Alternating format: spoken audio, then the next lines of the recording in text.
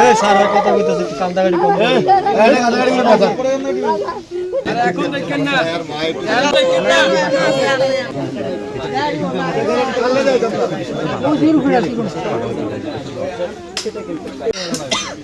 এটা মালিক না মালিক হবে না মালিক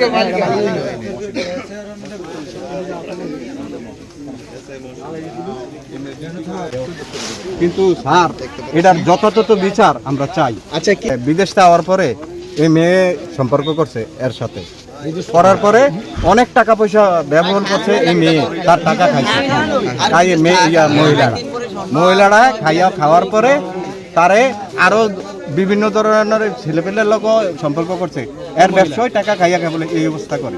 এর শুক্রবারে মাহফিল আমগো দেশ 12টার পরে ছেলেটারা আর পাওয়া যায় না। তো আমরা সবাই মনে করছি যে উনি যে কোনো জায়গায় গেছে, যাক নিশ্চিন্তে রয়েছে।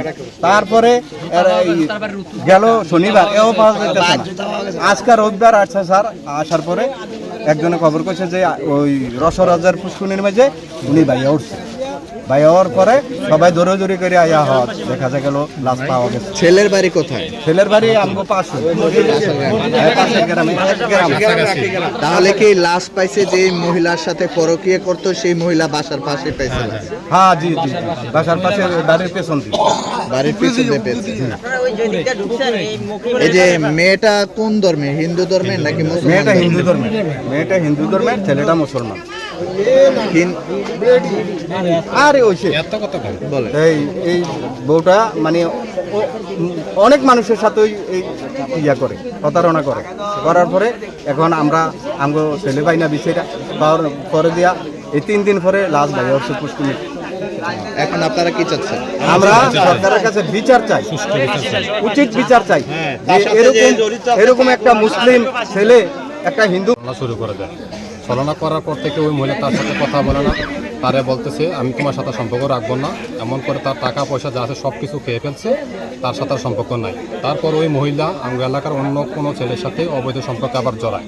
এটা সে কিছুদিন আগে দেখতে পায়, দেখার পরে তারপরে ওই দেখার পরে সে ভিডিও করার পরে তার ছেলে জয়, এই জয়ন্তীর ছেলে যে মহিলার সাথে সম্পর্ক, জয় তার হুমকি দেয় যে তুই ভালো হয়ে যা, নাহলে তোর কপালে দুঃখ আছে।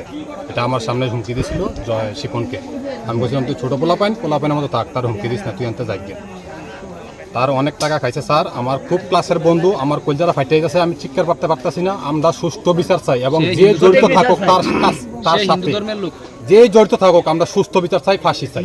আমাদের এক কথা, আমি একজন হিন্দু ছেলে, অনেক কিছু স্বর্ণের চেন জিনিস অনেক কিছু দিছি। আমি কোন ধর্মের? আমি হিন্দু ধর্মের। আমি সবকিছু জানি, অনেক টাকা দিছে, অনেক টাকা। ছেলে তো মুসলমান? হ্যাঁ, ছেলে মুসলমান। আর যে মহিলার সাথে অবৈধ সম্পর্ক ছিল ওই মহিলার ছিল 2 বাচ্চার মা। হ্যাঁ, ওই মহিলার সাথে সম্পর্ক ছিল, অনেক টাকা মহিলা খাইছে। যেটা ছিল এর চেয়ে বড়, ওই ছেলেটা আমার সামনে হুমকি দিছে যে তুই ভালো হয়ে যা, নাহলে তোর কপালে দুঃখ আছে। তারপরে মাহফিলের দিন তারা হয়তো পরিকল্পনা করছে মাইকের আওয়াজে কিছু শোনা যাবে না, ওই দিনে তারা পরিকল্পনা ভাবে তারা ফোন দিয়ে ডাইকাই না, তারা মারছে, অনেক মারা মারছে। আমরা স্যার সুষ্ঠু বিচার চাই, আমরা ফাঁসি চাই, যে জড়িত ছিল আমরা সবার ফাঁসি চাই, আমরা সুষ্ঠু বিচার চাই। দর্শক একটি মর্মান্তিক